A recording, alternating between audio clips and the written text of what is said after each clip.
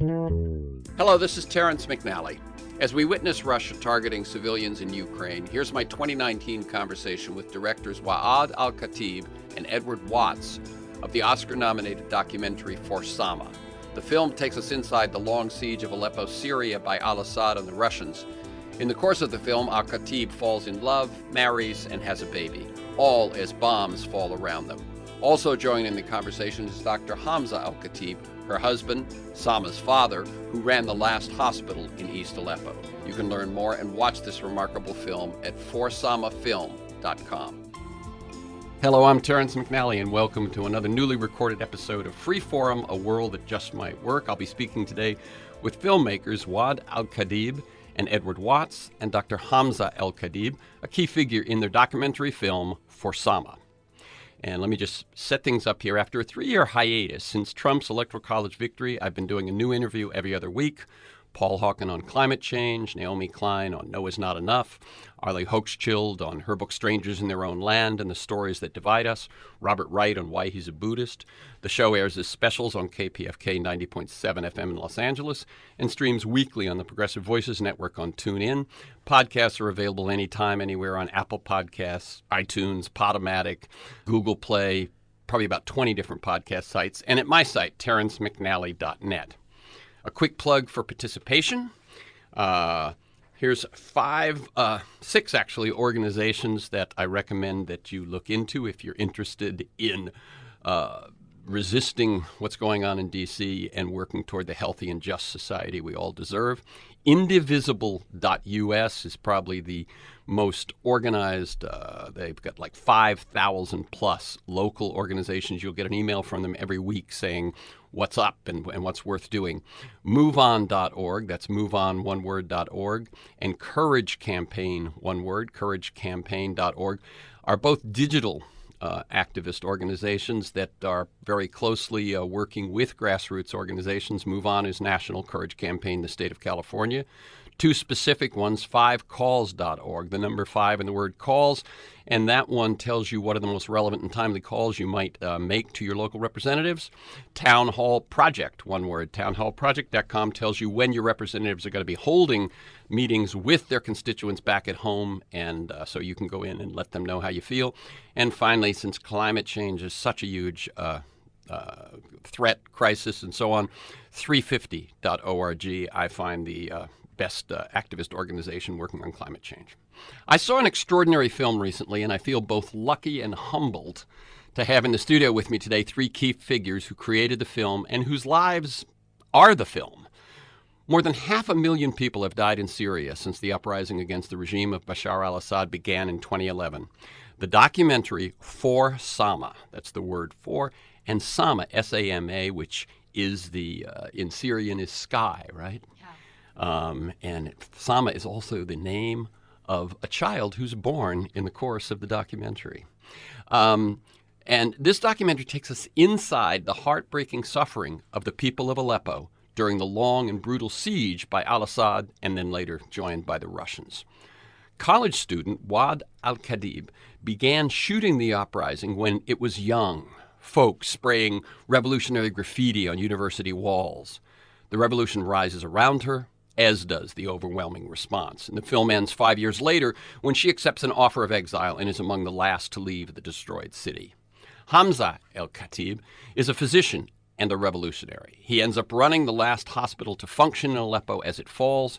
We see he and Waad go from friendship and comradeship to marriage and parenthood. Edward Watts is an Emmy Award-winning, BAFTA-nominated filmmaker who has directed over 20 films telling true stories in both narrative and documentary form. His 2015 film, Escape from ISIS, won numerous awards. And I want my guests to tell their stories, so I'm not going to say much more. Welcome, Waad Al-Khatib, Edward Watts, and Hamza Al-Khatib to Freeform, A World That Just Might Work. And let me tell listeners, we're recording this conversation Wednesday, July 24th. Welcome. Thanks for having us. Yes. It's great to have all three of you. I love when there can be interaction among you as well as between you and me. And I make a point that I always want listeners to get a feel for the people besides the idea and the work that we talk about on this show. And so in this case, as I said, this work is about your lives as much as it is about making a film or staging an uprising. And so I'd like each of you to tell us your path to the film, not just how you got involved, but what brought you to it, and what was your life like if there were no uprising, if there were no movie? What was that life? So listeners get a feel of what was sort of normalcy before the uprising began. Let me start with Wad. I was just a student at Aleppo University. I had my own personal plan about finishing my studying and then go to Germany. I was doing a language course in Deutsch, and I was planning when I finish to go and do masters in Germany. And I wasn't pretty sure about what next after the master, but everything was just about how I will leave Syria as soon as I can. We've never felt that we really belong to Syria, and the corruption, the whole system of the Syrian government before was just push you a lot to just leave and don't care and don't think about anything. And if you want to think, that will be the first step of having a lot of troubles in your life. So it was more about, I just want to be out, be far, be not related. And then... Let me ask you, was that shared among your friends, your family? Everyone. I've before the revision, I've never, know Hamza. And when we met, he was in the fifth level of language course to go also live out of Syria. So maybe we will meet in Germany if didn't happen. Yeah. But the thing it was just the dream to leave Syria anywhere. A lot our generation was just focus on graduate from university. It's just like the physicians will go to France, Germany, US, and engineers will go to the Gulf and work there. This is and teachers also, the mathematics, physics, chemistry, will just want to go to the Gulf and stay there. And to speak more, Hamza's family were in Saudi Arabia for 25 years. My father was in Yemen, so it's this is all something very common with many other people, and we have that idea about who's working outside of Syria and coming back. He have a higher level in just in the normal basic life, just to stay. The country full of corruption. It's either you have the relationship with the regime, or you have the money.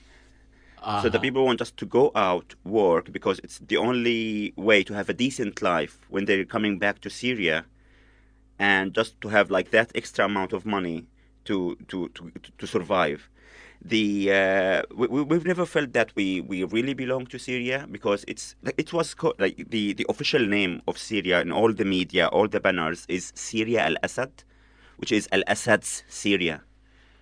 This is what we were taught. This is how we rose up. It's al-Assad's Syria. Now, by the way, you're not just saying Western media?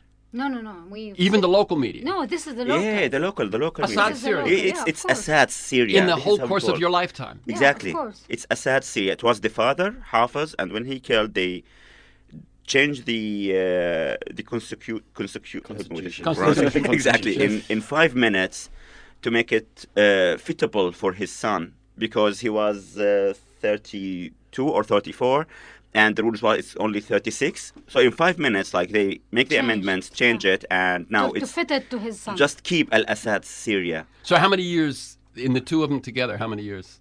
Before I woke up in this country, and knowing that the only mighty leader is al-Assad, and the mighty knights and the mighty we call it he is not we call it, we were taught at the school that he is, and literally I'm saying the first, they call it the first father, the first leader, and the first soldier, the first pilot. Yeah, and he's the leader forever.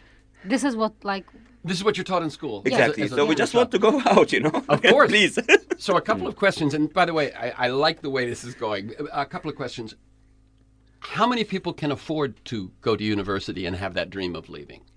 Yeah, the university is almost free in Syria, and like they started the private universities at maybe 2003 to 2002, 2003. This is the first like private university, and how to go to university depends on how you like the total marks that you get in all subjects to get to the university. And it was also part of the, I'm not say corrupted, but like the bad practice of all the systems in Syria. So in order for me to get to the medical school, I need to have like almost full marks in all the subjects of study, which is even like literature. Arabic language, which has no relationship with the practicing medicine. It's not focusing like about especially if you're going to do it somewhere else. Yeah, and also like in addition to this, if you are, and not if you are, because you are a member of Al-Ba'ath Party, which is Al-Assad party, you have, if you were very good member of that Al-Ba'ath Party, you can have additional marks with nothing, just because you are. So, for example, with my family, I have one of my cousins, which he needs just 1 mark to go to the medical college. He's 1 mark short. Yeah, and he didn't get it because he's not member of Al-Ba'ath Party. While if you are, you got it, and most of the people just being as this for a lot of things, which you just got it because you are the good. And how many people are members of the Ba'ath Party? Everyone. I was, but everyone. You don't need to think about it. Like it's I remember. It's not a choice. It's not option. When I was in the 8th grade, that was like after the primary school, elementary school. We just like a teacher came with like a special accent, which is like people from the coast, and he just gave us the papers and tell us like sign this to like join the party, and no one dare not to sign it. 8th grade. Yeah. And speaking about the marks, I like sorry cousin to say this, but I had a cousin who was he is now a dentist, and he was about 100 marks short, 100. And because he did some like course with the army, they gave him this 100 mark, and he became a dentist. While like her cousin, he was just 1 mark short, and because he's not part of that corrupted system, he didn't get it. So he was a member of Ba'ath Party because everyone is, but actually, he wasn't involved. No, it's this is one of the things which my background as a family were against the regime since I was born. They don't have that very clear opinion or clear inform for everyone, but we have that about like most of my cousins who were in the schools and the university, we weren't. And in addition to this, like Hamza's story about when the teacher came, and this is the same scene in my mind until now. She came into the class when we were 15. She gave us all these papers in front of us, and she just like stand and said, yeah, sign it and give it to me. So like I have a little bit of space in my family, which I knew a lot of stories. I have my mother's brother was in the prisons of Assad for 4 years. So I have a little bit of the background about we hate the regime. I don't know a lot of details, but this is just what I was raising up through my years. But even this, it wasn't allowed to me to say that in public. Sure. So what I remember, I've seen the picture. I read that I am there's space to write your name, and then member of I would love to, and with a lot of like respect. Yeah, respect that I want to be part of the Al-Ba'ath Party and give them all the loyalty and blah blah blah. That's what you're signing. Yeah, you write your name and then sign. So I already filled form. You just write your name and sign. Right. That's it. And I was looked at this paper. I just thought, I've never thought I will not sign it. I just think I will take this paper to my parents. I will have that discussion with them as we always did, and then I can come back to the teacher and decide if I will sign it or not. And I've just like take the paper, stand up. I said like, sorry, can I take it with me to tomorrow? And then I'll bring it with me tomorrow. And she was like, she was like shouting in front of the whole class. We were like more than 40 students in the class, and how rude I am, how I don't know. And she was saying, sign it and give it to me. And then I'm very headstrong. And I was like, I'm sorry, I will not sign it. I will take it with me to home and ask my parents, and then tomorrow I don't know what does that mean. And she was like, get like crazy, and she kicked me out of the class. She gave me a lot of like how rude I am, how impolite. And my father was a teacher in the same school before, so they know him. He has a lot of respect in the area. So she just said, like, go home. I will speak to your father. So I will tell you how rude you are. And then I went home. When I entered home, he was speaking on the phone, and he was very angry. And then he closed and he said, like, look, what happened? I've told him 1, 2, 3. And then he was like, give me the paper. I give it to him. And then he, like, tears it up. Tear it up and said, if you want to sign this, you can go back to your teacher and tell her, give me another paper and sign it. If you don't, no one can force you to do this. And I was the only student in the whole, like, class for more than, like, 6 years later. I wasn't member. And every, like, small problem or big problem in the school, it was because of me. Should be marked by this. Even if I was absent, if I wasn't at school at all, this is because of Fuad did something. It's just, like, very clear. So I will tell you what other parents might do. Yeah. And, like, hearing this, like that time, if I heard the story, like, those parents are crazy. Like, how dare them to do this? What other parents will do is to come immediately to the school, slap their son or daughter in front of everyone. Yeah. Like, you are rude, you are impolite. How dare you to say this? I will, like, give you some manners lessons at home when we're back. Sign this paper, and then we'll talk later at home. And then at home they will tell him, like, we are very sorry, but we don't want to be arrested. Okay. So, yeah. Okay. So I'll never put my family in this situation, by the way. No, it's funny. That's your style, Hamza. Wad says a few minutes ago she is headstrong, and I think it shows up in the first 5 minutes of the film. My parents always said I was headstrong, so we knew that.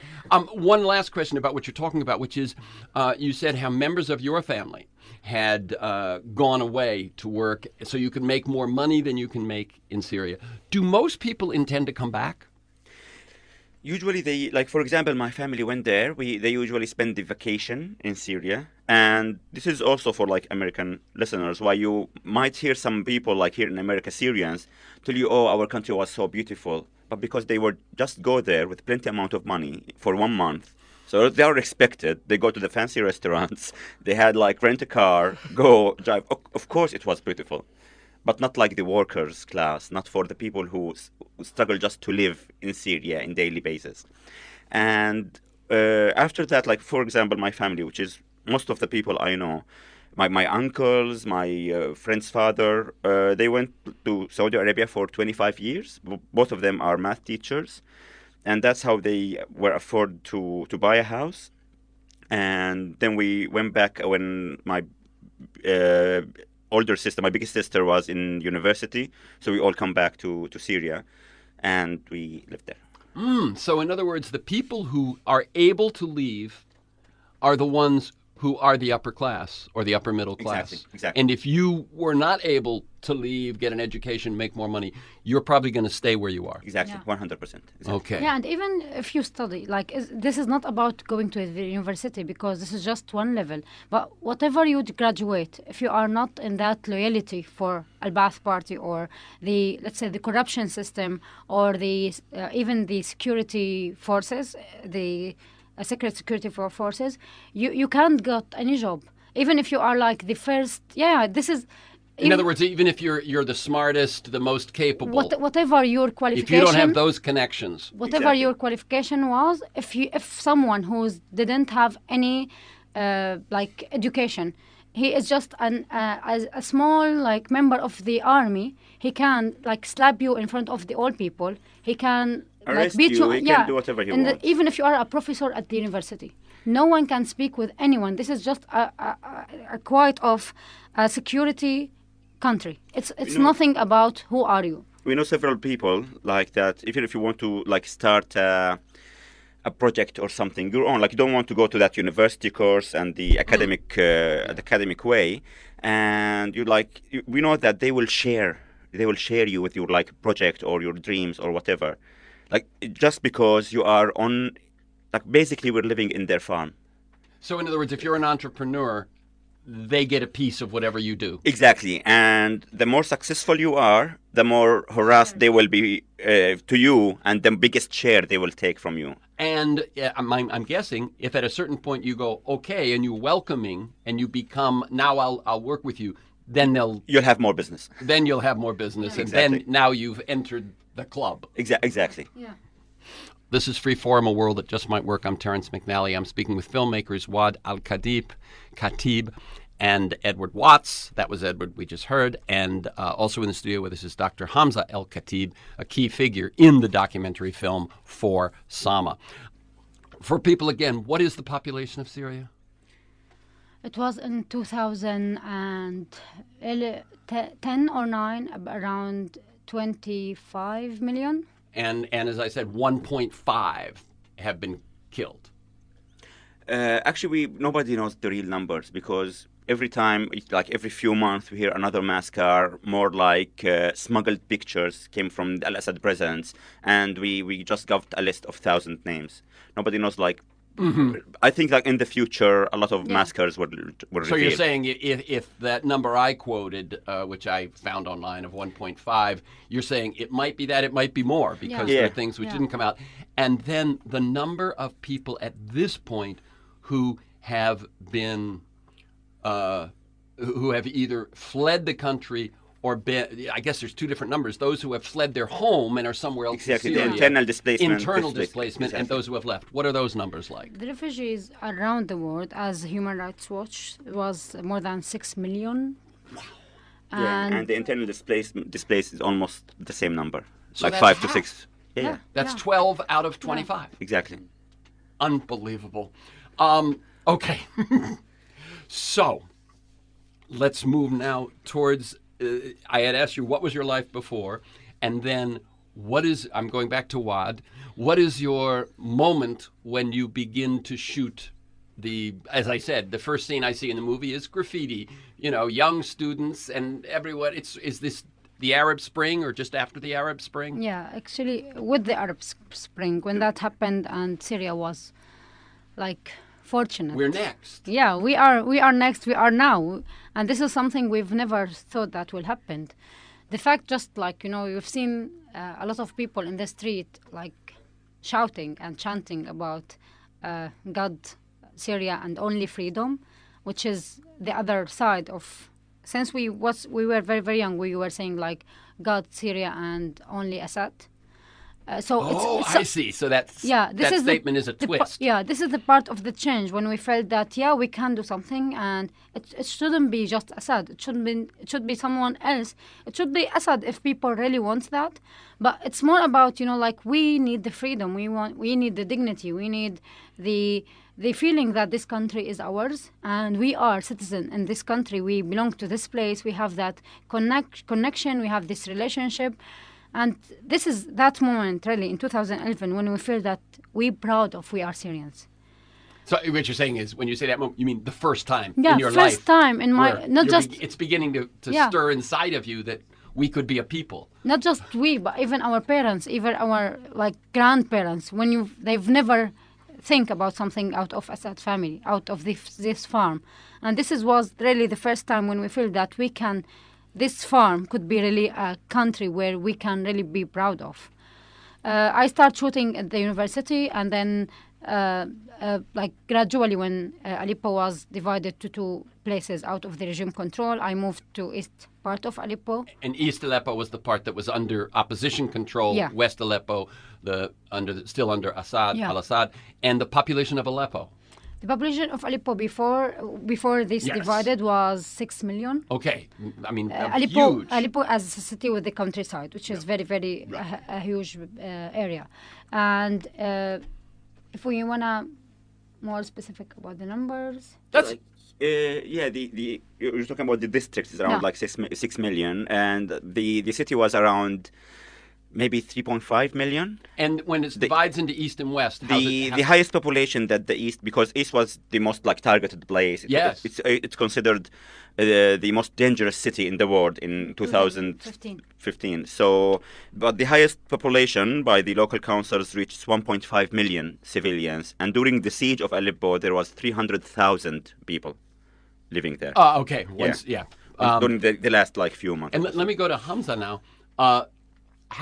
So she is at the university, sees some graffiti, starts to shoot it. What's your sort of initiation? Yeah. So I'll speak frankly. In the first days of the revolution, I never believed that those pictures we are seeing from Daraa is real. I thought that it was just like some fake propaganda to put the people against the regime. Not because there are millions of reasons to start a revolution in Syria, but I didn't believe that. Like, I thought, like, how dare you? Like, how come? Like, how dare you to stand against the regime? Like, I didn't think that there might be a courage in ourselves. So it wasn't that you were offended, how dare you? It was, how did you come up with the courage? Exactly. Who could possibly think they could? Exactly. Like, it's just not possible. So basically the first like 3 weeks, I was just watching the news between several like non-Syrian channels, not local channels, and the local channel, just to compare what's going on here, going on here. And both like the let's say the opposition channels were saying that the Syrian regime were shooting people and killing them, and Al-Assad regime was saying that no, there are like terrorist group and gangs are shooting on people to make this like conflict start. And then Al-Assad start his first speech in like the House of the Parliament, if we like Parliament, but like the house of his own people. Al-Assad's parliament. Exactly. And he was just laughing that everything is fine, everything is okay. He never mentioned anything about the people who were killed. He didn't say any word about them. And that's why like this man should be down. Like, that's it. And this is when I just decided. For you personally. Exactly. I decided just to whatever it takes, I will keep like doing what's right for ourselves, for our generation, for the people, and just start demonstrating at the university, everywhere, trying to start like small groups for like medical groups to help the injured protesters. And then when East Aleppo was announced like a non-government control area, that was on the 21st of July 2012, I decided to move to the east part of Aleppo and just stay there. And you were in a relationship at this point? Yeah. And she moves with you? No, unfortunately. I can say this. Unfortunately, I'm married now. And this is what started like the whole story about being divided that time. And so, I mean, this is what was happening to you, where you choose the uprising, and she wasn't your wife at the time, or she was? She was. We wasn't in 2012. We weren't married, but then we got married. And she like moved to Turkey, and I was going back and forth from Turkey to Aleppo, and there was like a difficult choice to choose. Exactly, and then choice, and you chose the uprising. Exactly. Yeah. I'm guessing you weren't the only one, the only couple to be going through that sort of thing. I mean, that this must have split families. Exactly. Yeah. There are very common, like. Yeah, a lot of people were just having this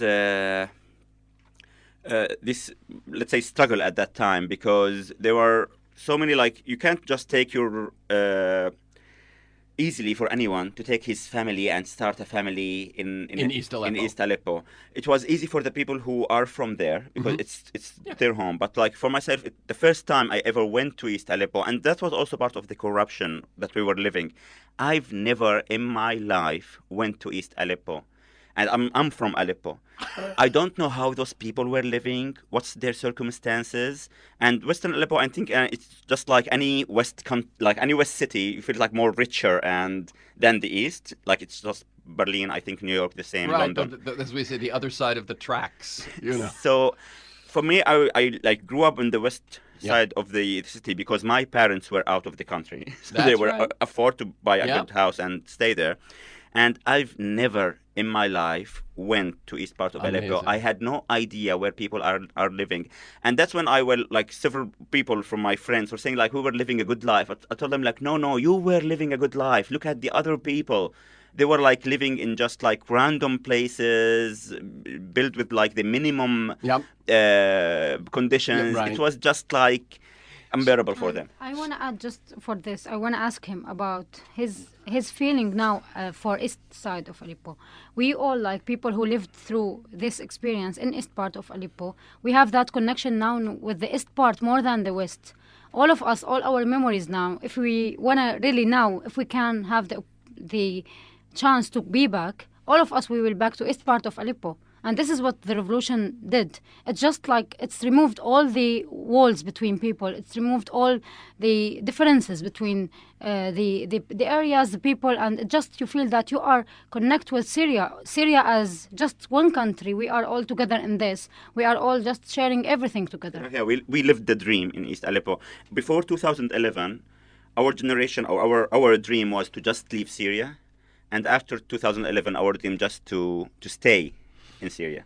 Yeah, and of course, as I already said, the end of the film is when you accept exile as a condition of being able to live. Exactly, right. The only way to. So you begin shooting. You are you've moved to East Aleppo, and you are you're just working as a doctor. Exactly, I just graduated from the medical college. And start working there with like several other doctors. So when do you begin to set up a hospital? At the end of 2012, the people start to come back to East Aleppo because the announcement, and we know that the regime will start like to launch the tanks, several mortar attacks. So just people fled out of the area. And after like 3 months, the situation become not too subtle, but people want to settle down. It's their houses, their neighborhoods. There is no place else to go. The government wasn't like supported any and this is a lot of things that when I do some interviews or spoke with any Western people, they usually ask me like, so the governments were providing this place with the camps. Like, no, they're trying to kill them. And like sometimes they ask me like, and when we were working at the hospital, so the government were paying for you because like it's their responsibility, even if it's a conflict area, is to keep the healthcare system working. And like, no, actually they targeted us 3 times with aircrafts. Well, there's one of the things that comes up is that you learn that the strategy that it is safer, there's a joke, right, that it is safer to be on the front lines than to be in a hospital in East Aleppo. Exactly. The Syrian regime strategy was to make it impossible for the people to live there.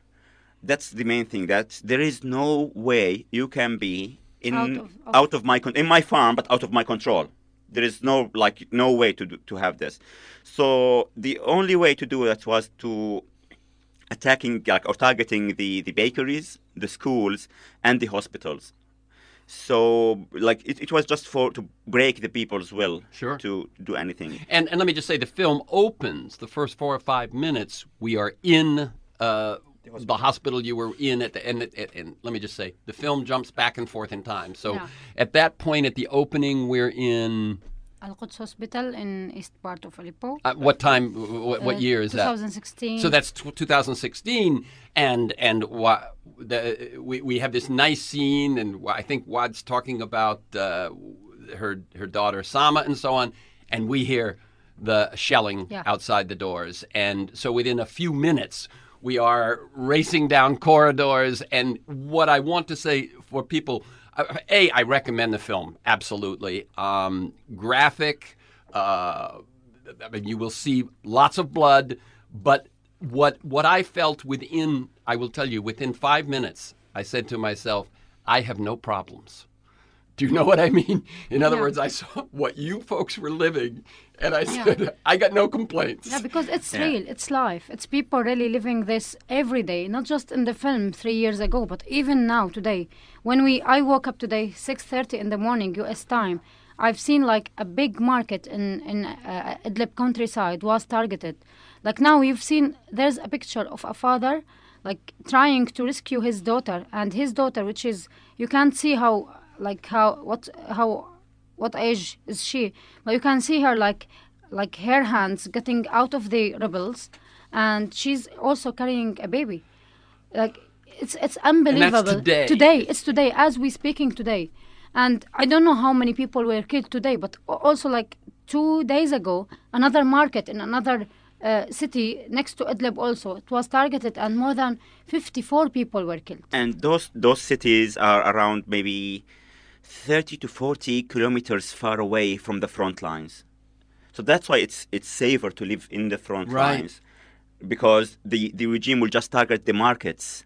It will target the bakeries, the schools, the hospitals, so just to break the will of the people. Civilians are the target. It's not a mistake. And let me just say, let me just read a little bit from the UK Guardian recently. April 26th, at least 544 civilians have been killed, over 2,000 people injured since a Russian-led assault on the last rebel bastion in northwestern Syria began 2 months ago. So that's April. That's March and April. The 2-month-old campaign has left dozens of villages and towns in ruins. According to the United Nations, at least 300,000 people forced to leave their homes. An aerial strike, this would have been in the very start of July, that made, this is interesting, a hospital in Kafarnabal. Yeah, Kafarnabal.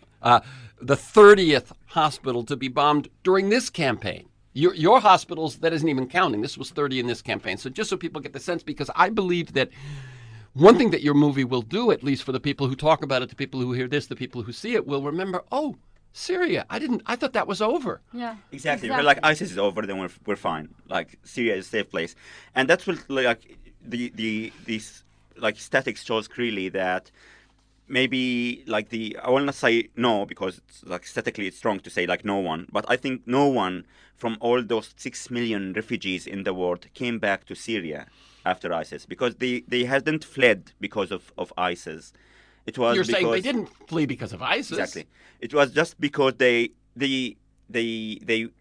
will was broken by the Syrian regime, that it's impossible to live there, and that's why they fled. And right.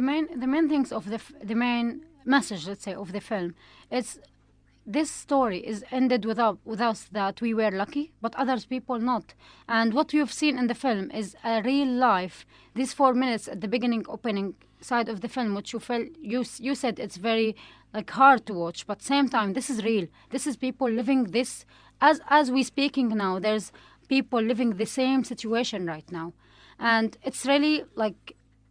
Just we're trying now to give people this opportunity to go through my life and live this 1 hour and a half in a place, in a hospital in Syria, which is home for us. It's not something strange for us. We lived this. We were sleeping and woke up in that place, and people right now in last area out of the regime control, they have the same circumstances. It's hard, but it's very important to watch. The solution of that, not to close our eyes and said that this is so far and this is very difficult. This is real. This is people living this. It could be you. It could be your daughter. It could be your like children. And we should open our minds and our hearts for others, for this pain, for this suffering, and really try to make difference. I was going to wake up here. I've woken up. I'm sorry. I just thought I wanted to add just a small thing for your listeners here, just what these guys are saying. I think so often people in the West, we look at these conflicts in the Middle East and it just seems like there's no right, there's no wrong, everyone's as bad as each other, it's all a big mess. But Syria is different because of what these guys are saying, There is a case whereby you have these innocent people basically are standing against the overwhelming military force of a fascistic dictatorship, and they are slaughtering civilians just for asking for basic rights that people here in America, in my country, in the UK, take for granted.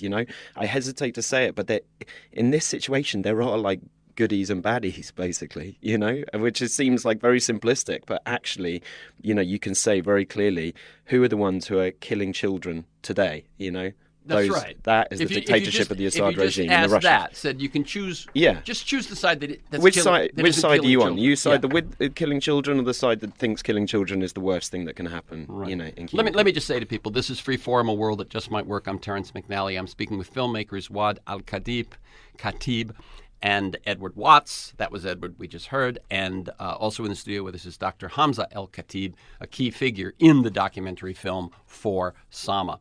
Hello, this is Terrence McNally. As Russians target civilians in Ukraine, you're listening to my 2019 conversation with directors Waad Al-Khatib and Edward Watts of the Oscar-nominated documentary For Sama, and with Dr. Hamza El-Khatib, who ran the last hospital in East Aleppo, Syria. I do want to get to a little bit of a conversation between Edward and Waad about how you made the film, but the first thing I'm going to do is quickly describe what I feel the film is, and then each of you, add what I missed, and then let's talk about the making of it, which is that in 93 minutes, we spend, as you were saying there, Waad, we spend time with you in your life. And what you do in the film is you go light, dark, right? We see sirens go off. We see people come in bleeding. We see people die in front of us, lose people in the hospital. We are, and one thing that you do very effectively, I think, is we are constantly, we're watching the film. I think, get the feeling we're safe. And now comes another bomb, another tank, that sort of thing. And then you go to the quiet sections. You wake up in the morning. You have flowers in your garden. You have wonderful scenes with Sama. Tell what I do want you to talk about just now is what you felt when you realized you were pregnant in that situation, and how you dedicate the film to Sama. We decided to have a child in this place. And let me just cut in for a second. So Hamza and Waad meet, as compatriots, and they fall in love, and they get married. And one thing I love is, I'm sorry to interrupt you on this, but we see your wedding, which is one of those light moments of light, and we see you dancing to Crazy for Loving You. Yeah. Is that actually what's playing? Yeah, exactly. You've seen that in the film. So you decided to have a child. Yeah, we were... suddenly you feel that you are stuck in this place and you stay for forever and you don't want to leave. It's not just a choice, but it's something. You love this place. You are amazed with this place. You are feeling with these people as your family. When we were there, like no one of not my parents, not his parents, no one who we knew before. It just came to East Aleppo. Everyone just was there. We just knew them now, and you feel that they are your families more than really your sisters and the brothers. And you just feel that this is the life that I want to live, and this is the life where I want to really die for. We decided just to start our small family in this place. We wanted to belong more to the place. And then we decided, we will have a child as others in the city. And this is what just kind of the defend the fears, defiance in a way, right? In other words, he's saying, I will make it so you can't even live there. And you say, no, we're going to bring life here. Yeah, exactly. we will live. We will live. Strengthen our roots in this place. Yeah. And we had that idea, and we will make it.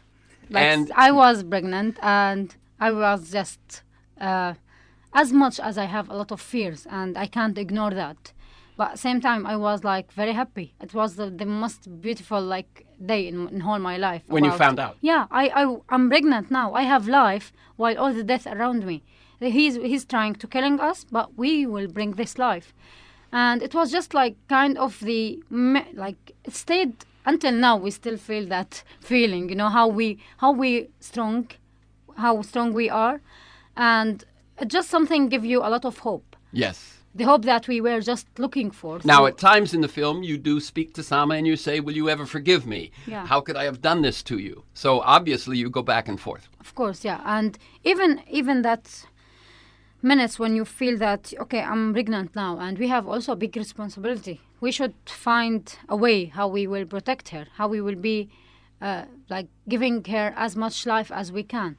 And that's one of the things why I follow Salim and Afra family, because I felt this is give me a lot of hope. This give me a sense about how I will deal with my daughter when she will be alive.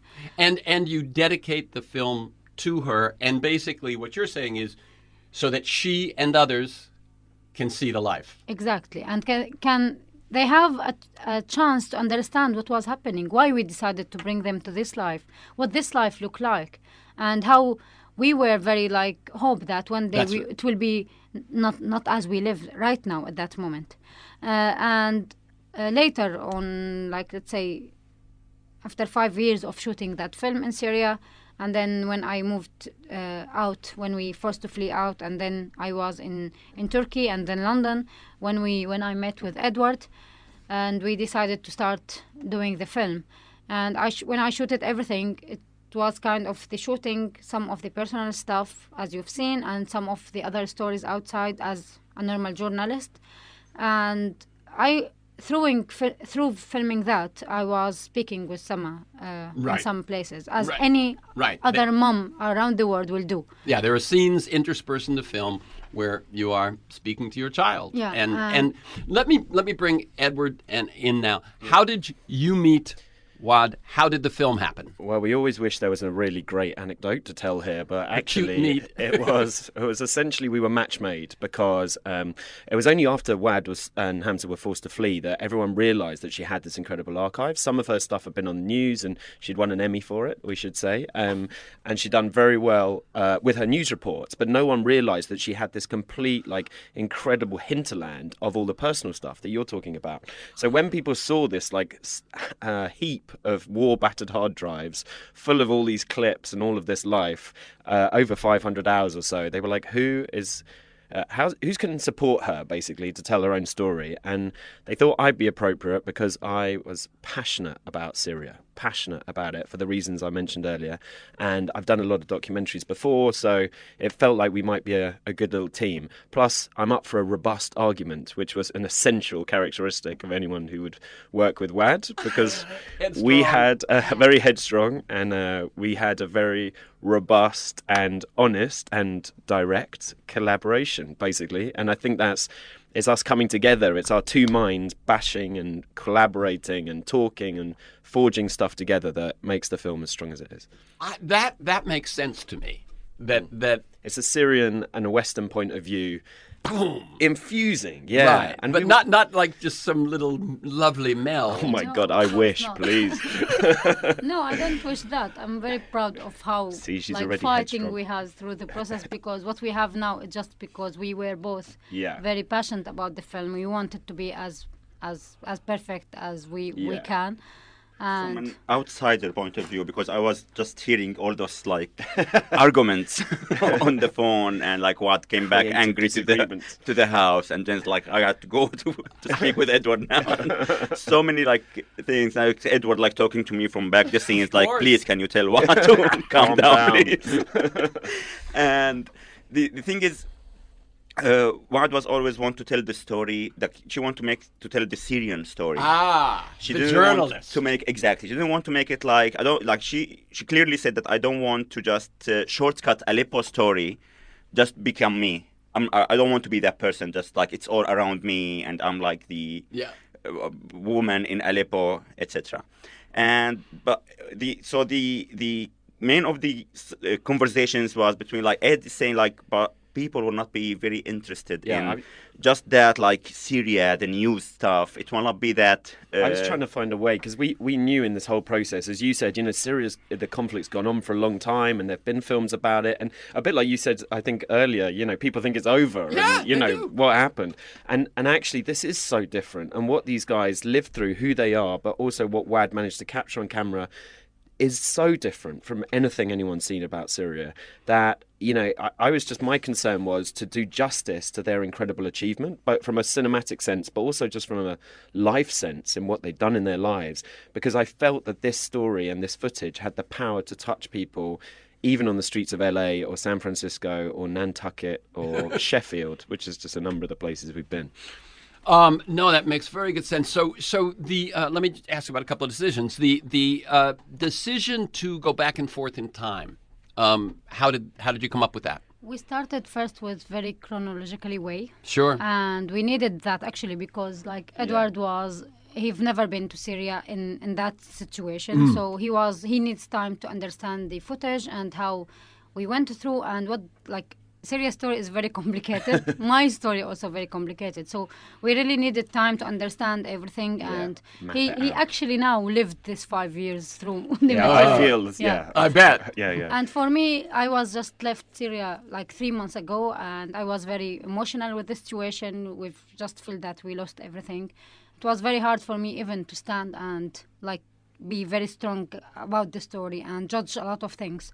So we started that chronologically, so we can have the main line that we want to work on, and decided what material. And because also the archive was very, very huge.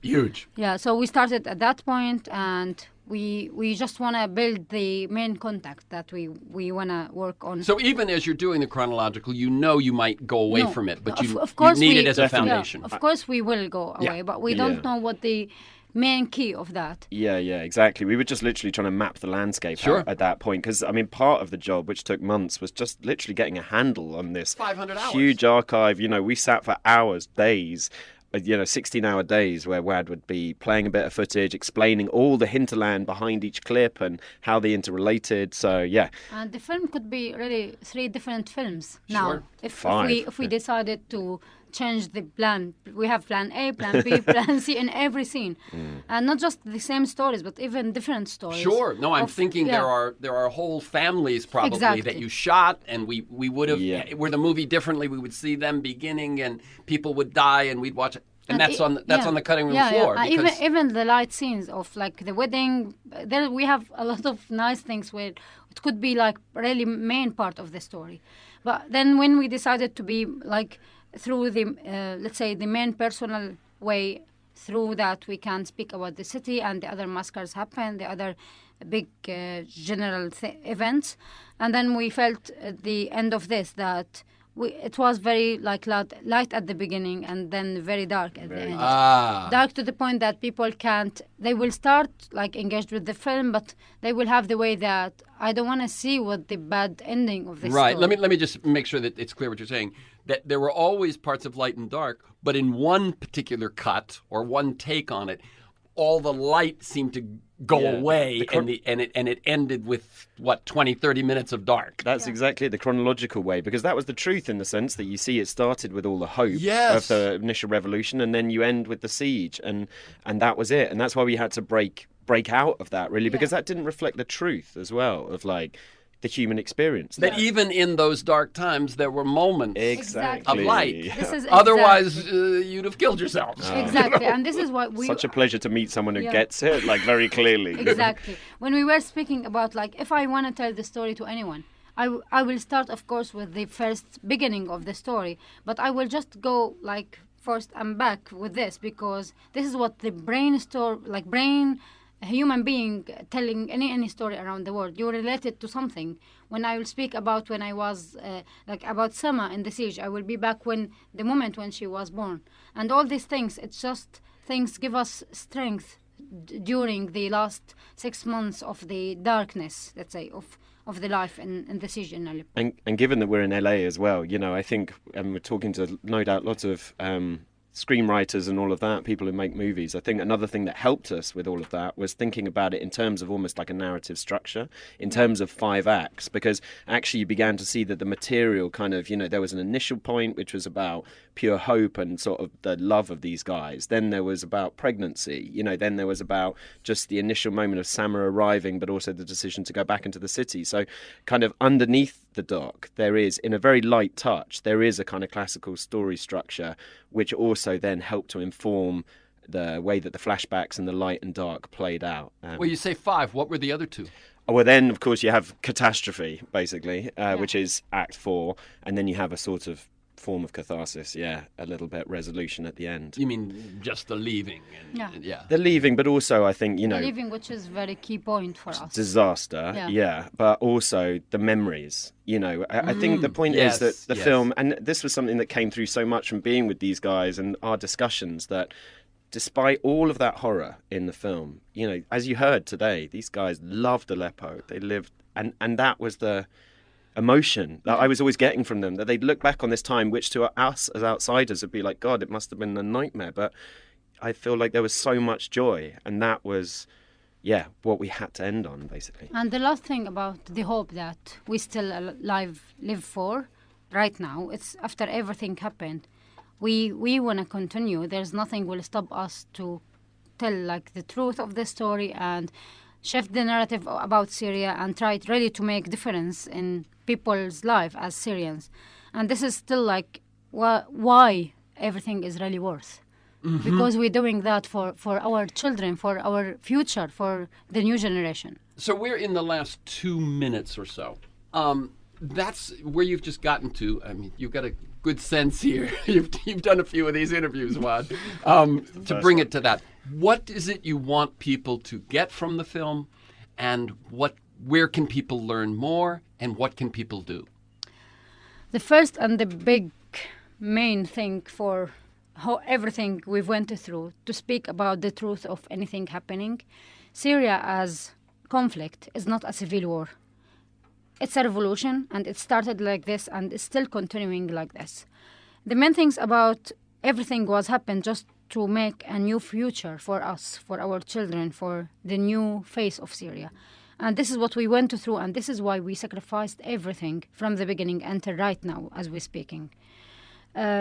What's going on now, it should be a red line. It should be something people can't accept in 2019. It should be like stop like bombing hospitals. It should be something no one can agree with. But unfortunately, what you've seen, even in the Security Council, in the UN, in all these like things which we shift our life as a human being, not just right now, but also for the next 100 years, it's all should be something not allowed to happen anymore. And this is what we are trying to do in our impact campaign after the film. It's more about stop bombing hospitals and make it something, not just red line, but it's accountability. It's something bring justice to the people we lost, to the people who are still alive until now and having this experience every day. And just to add, please follow, to everyone who's listening, the impact campaign is being set up, as Waad says. We have a website for Sama Film. Let me just say that again. For Sama Film. Those 3 words together. FOR. SAMA. Sama. For Sama Film. Film. You got it. And that's the same on Facebook and the same on Twitter and Instagram and everything as well. For Sama Film on all those social media accounts. Please follow us. We've got a lot of plans about how we're going to turn the popular reaction to achieve some of the things Waad's talking about. Because this film is not just a film, it's a life. It's people experienced this before and still having the same experience. It's a chance to everyone to try to live in Aleppo or in any place in Syria for an hour and a half. Yeah. Hamza. I think the film is when they were trying to do the film, I thought just about will be a film about Syria or Aleppo, and that's it. But I think the film highlights so many issues all around the world. The refugees crisis. Those refugees are not happen to become refugees. They had stories. They have roots to their countries. I'm a refugee now in the UK, and I've just like when I was a teenager, I didn't dream to become a refugee in the UK. It's not part of my dream. And just because we had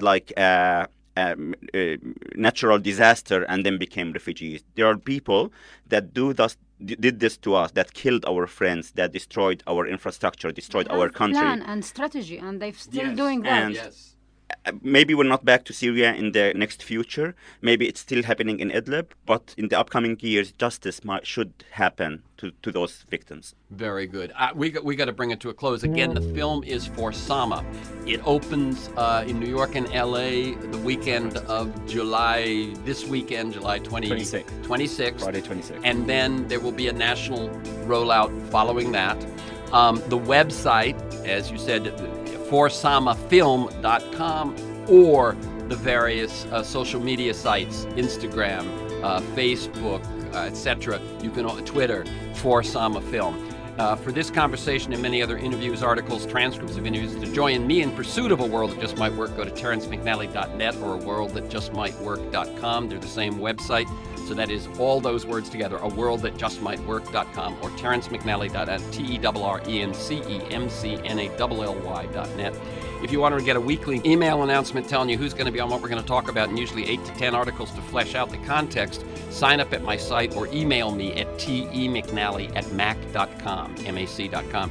You can also subscribe and listen to the Freeform podcast on iTunes or Apple Podcasts or many of the other podcast sites. You can find years of podcasts there. And at Apple Podcasts and all the other sites. Michael Lewis, Jeremy Scahill, Naomi Klein, Robert Reich, Van Jones, Connie Rice, etc. Thanks to Mark Maxwell in production and George Vasilopoulos at Progressive Voices. And most of all, you, my listeners, please share this podcast widely. Thank you. Waad Al-Khatib. Thank you very much. Dr. Hamza Al-Khatib. And Edward Watts. Thank you very much. Keep up your good work.